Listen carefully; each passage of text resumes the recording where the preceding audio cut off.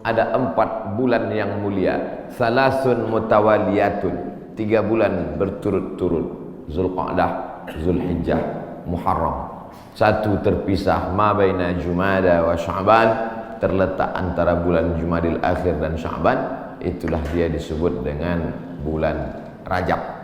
Makanya Nabi berdoa khusus bulan Rajab, Allahumma barik lana fi Rajab wa Sya'ban, berikan kami berkah di bulan Rajab dan bulan Sya'ban, wa ballighna Ramadan, sampaikan kami ke bulan Ramadan. Ketika saya berdoa minta Rajab, bapak-bapak mengaminkan. Ada ibu-ibu satu diam aja. Ibu kenapa enggak mengaminkan? Saya sudah dapat Rajab. Rupanya nama suaminya Pak Rajab. Rajab artinya tarjib. Tarjib. Tarjib artinya ta'zim. Ta'zim artinya agung, tinggi, hebat. Bulan Rajab bulan yang tinggi, bulan yang hebat, yang dipilih oleh Allah Subhanahu wa taala. Amal yang paling afdal di bulan Rajab adalah amal yang paling mulia. Apa amal yang paling mulia? As-shaumu li wa ana ajzi bihi. Puasamu itu untukku, aku yang memberi balasannya. Maka paling afdal, paling bagus bulan Rajab ini adalah puasa. Dan hari ini kita jatuh pada hari Kamis. Siapa yang puasa hari ini, maka dia dapat 3. Saya niat puasa qadha hari ini, kata ibu, kata bapak, otomatis dia dapat 3. 1, qadhanya lunas.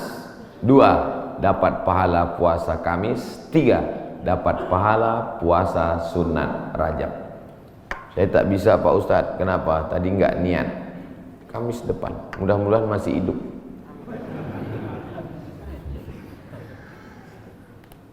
Kenapa Ustaz cerita qadha di bulan Rajab? Karena yang kemarin mau diqadha Ramadan tahun lalu belum jadi mengqadha.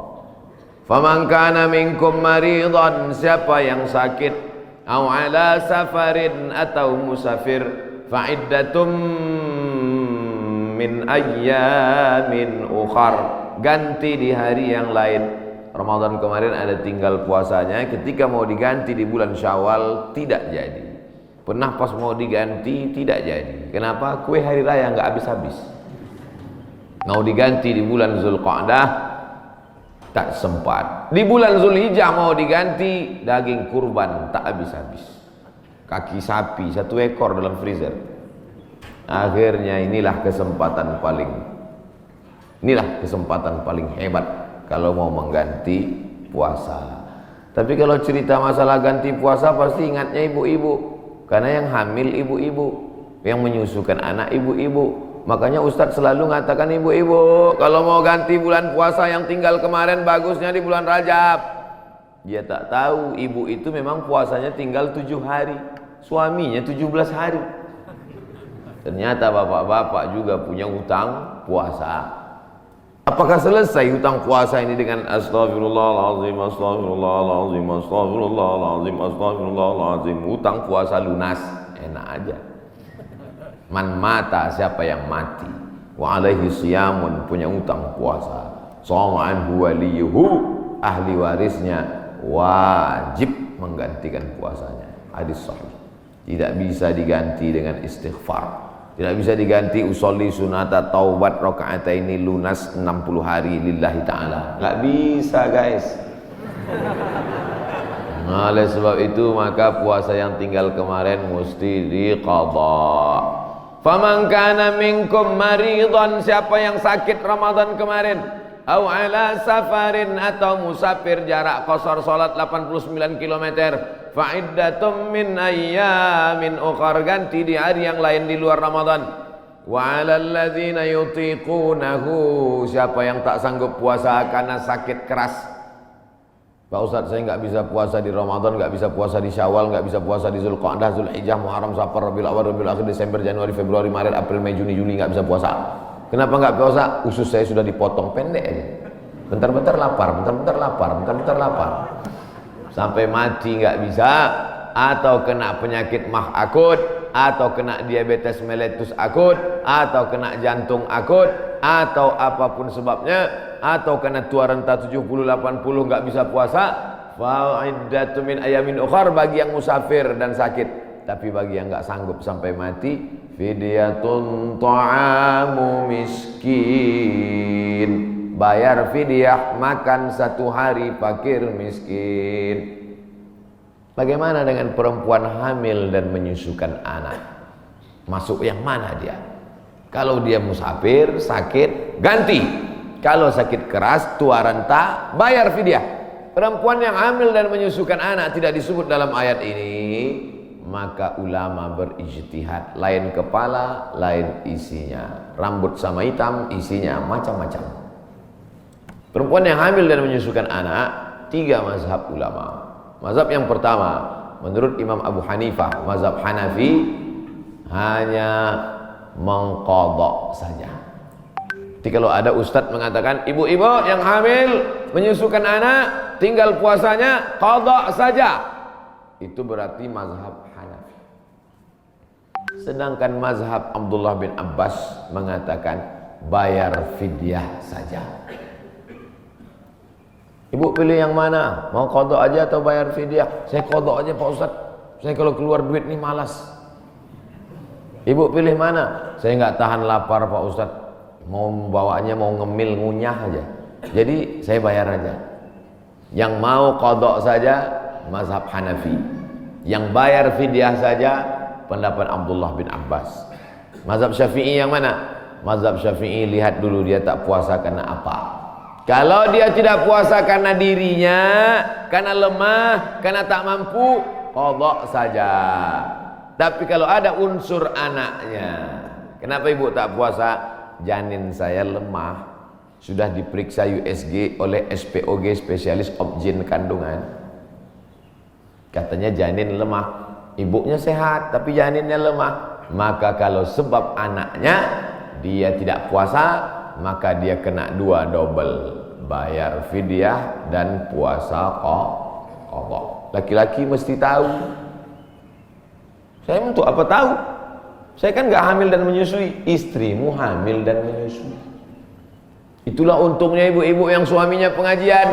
Pulang dia dari sini nanti diingatkannya, ibu, nanti hari Senin kau puasa. Tapi kalau suaminya Fir'aun,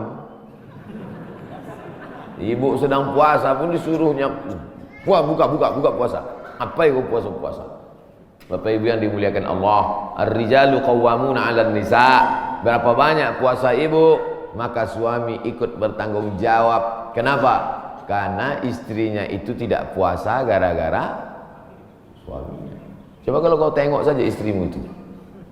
Oleh sebab itu maka tanggung jawab luar biasa di hadapan Allah Subhanahu wa taala.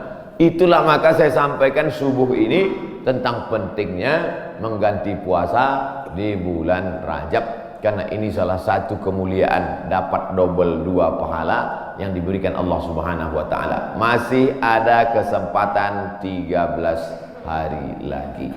Kalau mau diqadha pakai puasa Nabi Daud, bagus. Yasumu yauman wa yuftiru yauman. Puasa ini bagus karena saluran darah kita ini mampet. Saluran darah ini sama seperti saluran air, karena di dalamnya banyak lemak-lemak, banyak kolesterol, akhirnya tersumbat. Coba hidupkan keran air kencang, tapi pipanya digulung. Kerannya kencang, pipanya digulung. Apa yang terjadi? Bam! Pecah pembuluh darah. Oleh sebab itu salurannya mesti bersih. Bagaimana membersihkan saluran air? Ada serbuk yang menghilangkan minyak-minyak. Bagaimana cara membersihkan saluran darah? Maka bakteri-bakteri, kuman-kuman, penyakit-penyakit, kolesterol bisa habis bersih. Kenapa? Diri memakan diri sendiri dengan menahan makan minum selama dari pagi sampai petang. Makanya orang kalau cek darah dia nggak boleh makan minum. Saya dulu ketika cek dari ujung rambut sampai ke ujung kaki, Ustadz Somad besok medical check up. Datang jam 10 pagi ke rumah sakit. Baik Pak Dokter, tapi syarat darahnya harus bersih. Gimana cara membersihkan darah Pak Dokter? Dari pagi sampai cek darah jangan makan berat. Jangan sampai masuk nasi uduk, ayam penyet, ayam patah, ayam mati, ayam supaya darahnya bersih. Baru saya paham, rupanya membersihkan darah dengan tidak memasukkan makanan. Tapi itu bonus dari Allah. Dengan banyak puasa tubuh sehat. Dengan banyak puasa badan sehat. Dengan banyak puasa tidak ada kolesterol darah tinggi, diabetes mellitus dan kawan-kawannya. Dengan banyak puasa, banyak perempuan-perempuan sekarang rajin puasa, niatnya bukan lillahi ta'ala, diet ta'ala. Itu diet, itu bonusnya, hadiah dari Allah Subhanahu wa taala. Tetapnya niatnya tetap nawaitu shauma qadha'in, saya berniat besok puasa qadha lillahi ta'ala. Adik-adik mahasiswa, mahasiswi bagus banyak puasa, hemat belanja. Bagus puasa. Wa antasumu khairul lakum, dengan banyak puasa itu lebih baik bagimu, begitu kata Allah Subhanahu wa taala. Habis bulan Rajab, saya nggak bisa puasa Pak Ustaz. Kenapa kau tak bisa puasa? Dokter ngasih tahu Bapak jangan puasa. Kalau puasa mati. Jangan puasa. Ngadu si bapak ke ibu, Bu, tadi dokter ngasih tahu saya nggak boleh puasa. Kenapa bang? Karena kalau puasa mati. Abang mati aja lah. Tak boleh pilih mati. Kalau pilih dua, antara sakit atau mati, tidak boleh pilih mati. La tulqu bi aidikum ila tahlukah. La tulqu bi aidikum ila tahlukah. Jangan jerumuskan dirimu ke dalam kebinasaan. Maka jangan memilih mati daripada puasa. Kita diberi keringanan oleh agama Islam. Saya mau mengisi bulan ini Pak Ustadz, tapi puasa nggak sanggup. Banyak-banyak sholat sunnah. Sholat sunat wudhu. Usolli sunnatal wudhu raka'ataini lillahi ta'ala. Bilal, sini. Ada apa ya Rasulullah? Sami'tu daffan alaika baina yadayya fil jannah. Ku dengar suara gesekan sendalmu dalam surga. Bilal, kedengaran suara sendalnya dalam surga. Kresek, kresek, kresek, kresek, kresek. Sendal kalau digesekkan ke tanah berbunyi kresek, kresek. Apalagi sendal baru. Kresek, kresek. Bilal, aku dengar suara gesekan sendalmu dalam surga. Apa amalmu Bilal? Kata Bilal, aku tidak pernah meninggalkan sholat sunat wudhu. Habis wudhu, sholat sunat wudhu 2 rakaat. Bagi yang biasa pakai usolli sunnatal wudhu. Bagi yang tidak pakai usolli dalam hati saja. Allah